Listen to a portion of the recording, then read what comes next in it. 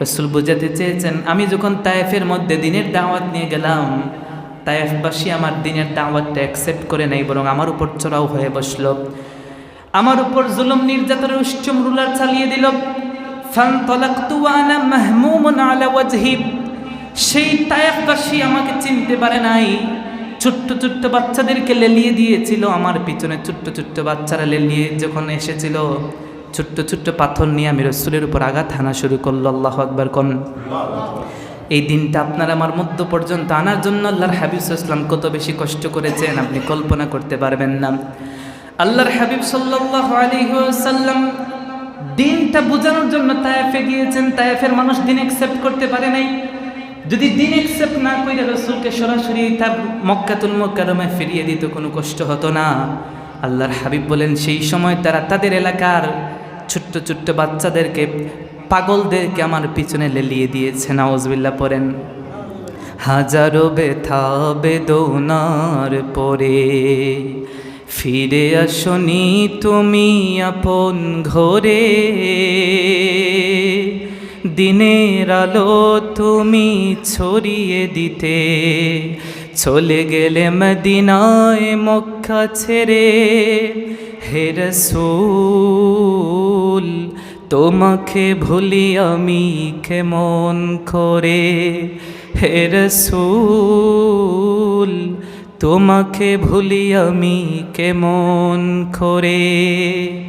খেয়ে না খেয়ে দিন প্রচারের কাজে নিজেকে দিয়েছ বিলিয়ে, তায়েফের কাফেরেরা চিনল না এ আলো, দুষ্ট ছেলেদের পিছু দিল লেলিয়ে।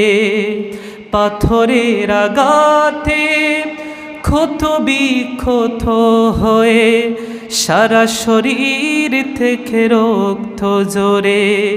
হে রাসূল তোমাকে ভুলি আমি কেমন করে। সেই রাসূল করিম সাল্লাল্লাহু আলাইহি ওয়াসাল্লাম যখন তায়েফের মধ্যে গেলেন, তায়েফবাসী আল্লাহর হাবিবের অত্যাচার করল। রাসূল বললেন, আমার চেহারাটা বিষণ্ণ নিয়ে আমি তায়েফ থেকে আবার মক্কাতুল মুকাররমার উদ্দেশ্যে বেক করলাম। আম্মা জান আয়েশা সিদ্দিকা রাদিয়াল্লাহু তাআলা আনহার কথার জবাবে আল্লাহর হাবিব বললেন, ফালাম আস্তাফিক ইল্লা ওয়া আনা বিকারনিস সালিব, আমি বনু কারনুস সালিবে আসার আগ পর্যন্ত আমার চেহারার মধ্য থেকে বিষণ্ণতা কাটে নাই। ফারাফাতু রাসি, আমি আমার মাথাটা উপরের দিকে উঠালাম। শুনো রে আমার স্ত্রী, যখন আমার মাথাটা আমি উপরের দিকে উঠালাম, ফাইযা আনা বি সাহাবাতিন ক্বাদ আযাল্লাতনি, আমি উপরের দিকে চেয়ে দেখলাম একটা মেঘ আমাকে ছায়া দিচ্ছে। আমি যখন উপরের দিকে তাকালাম, ফানাযারতু, আমি দেখতে পেলাম, ফাইযা হিয়া ফিহা জিবরিল, ওই ছায়ার মধ্যে জিবরিল আলাইহিস সালাম অবস্থান করছেন। সুবহানাল্লাহ পড়েন। ফানাদানি, জিবরিল আমাকে ডাক দিলেন, ডাক দিয়ে বললেন, ইন্নাল্লাহা ক্বাদ সামিআ কাওলা কাওমিকা লাকা ওয়া মা রাদ্দু আলাইকা। ওগো আল্লাহর হাবিব, তায়েফের মধ্যে যাওয়ার পর তায়েফবাসী আপনার উপর যে অত্যাচার করেছে, আপনার উপর যে নির্যাতন করেছে, আল্লাহ নিজে তা দেখেছেন। আপনার কথার জবাবে তারা কি রিওয়ার্ড করেছে তাও আল্লাহ দেখেছেন। ওগো আল্লাহর হাবিব, ওয়াকাদ বাআসা ইলাইকা মালাকাল জিবাল, আল্লাহ আমাকে পাঠিয়েছেন, আমার সাথে পাহাড় রক্ষী ফেরেশতাকেও পাঠিয়েছেন। লিতা'মুরাহু বিমা শি'তা ফীহিম, ওগো আল্লাহর হাবিব, যখন আপনার যা ইচ্ছা হয় আপনি তা আদেশ করেন।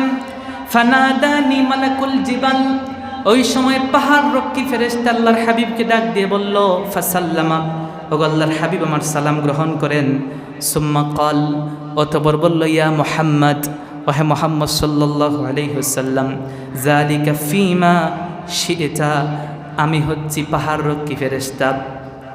আল্লাহ আমাকে পাঠিয়েছেন আপনার গোলামের জন্য, এখন আপনার যা ইচ্ছা আপনি আমাকে আদেশ করেন। ওগো আল্লাহর হাবিব, ইন শি'তা আন উতবিকা আলাইহিমুল আখশাবাইন, আপনি যদি চান এই মুহূর্তে আমাকে আদেশ করেন, আমি এই তায়েফবাসীকে দুইটা পাহাড়ের মধ্যে ঢুকিয়ে ধ্বংস করে দেব। আল্লাহর হাবিব সাল্লাল্লাহু আলাইহি ওয়াসাল্লাম তো ছিলেন উম্মতের জন্য দরদি নবী, উম্মতের জন্য দরদ আল্লাহর হাবিবের কেমন ছিল শুনলে অবাক হয়ে যাবেন। আল্লাহর হাবিব চমৎকার একটা জবাব দিয়েছেন। আল্লাহর হাবিব বলেছেন, বাল আরজু আন ইউখরিজাল্লাহু মিন আসলাবিহিম মান ইয়াবুদুল্লাহ ওয়াহদাহু লা ইউশরিকু বিহি শাইআ।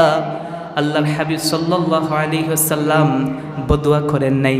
রাসূল বলেছেন, না না, ও পাহাড় রক্ষী ফেরেশতা, আমি তার জন্য বদুয়া করতে পারি না, আমি কওমের জন্য বদুয়া করি না। বরং আল্লাহর হাবিব দোয়া করেছেন, আল্লাহুম্মা হদি কওমি ফাইন্নাহুম লা ইয়ালামুন।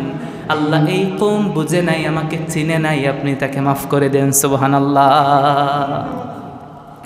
আল্লাহর হাবিব সাল্লাল্লাহু আলাইহি ওয়াসাল্লাম তাদের জন্য বদুয়া না করে উল্টে দোয়া করলেন, আল্লাহুম্মা হদি কওমি ফাইন্নাহুম লা ইয়ালামুন। আল্লাহ, আমার এই কওমকে আপনি হেদায়েত দেন, তারা তো বোঝে নাই। রাসূল বলছেন, আরজু আন ইয়াকুন, আমি তো আশা করি এই কওম থেকে এমন একটা জাতি বের হবে, যেই জাতি বের হয়ে আল্লাহ রাব্বুল আলামিনের উপর ঈমান আনয়ন করবে, আখিরাত দিবসের উপর ঈমান আনয়ন করবে। আমি আল্লাহ রাব্বুল আলামিনের হাবিব সাল্লাল্লাহু আলাইহি ওয়াসাল্লামের দ্বীনটা কবুল করে তারা দ্বীনের ইবাদত করবে। সুবহানাল্লাহ।